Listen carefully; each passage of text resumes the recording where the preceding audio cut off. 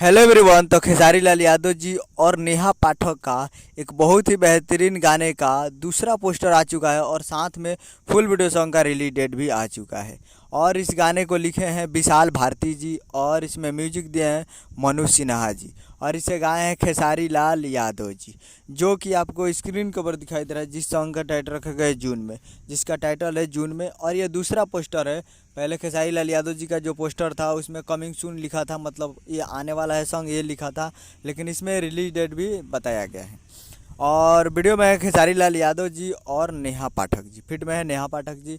और ये video song को रिलीज़ किया जा रहा है कल सुबह में, यानी इसमें लिखा है रिलीजिंग टुमारो। नीचे आप देखिए रिलीजिंग टुमारो लिखा है वाइट में, और काफ़ी बेहतरीन है। और ये अभी ये कम्युनिटी में पोस्ट किए हैं टी सीरीज हमार भोजपुरी यूट्यूब चैनल पे। तो ये आने वाला भी है टी सीरीज हमारे भोजपुरी यूट्यूब चैनल पे कल सुबह में। तो तैयार रहिएगा। उम्मीद करो कि वीडियो चलाओ, चैनल को सब्सक्राइब बेल आइकन प्रेस कर दें। मिलते हैं अगले वीडियो में, तब तक के लिए जय हिंद जय भोजपुरी।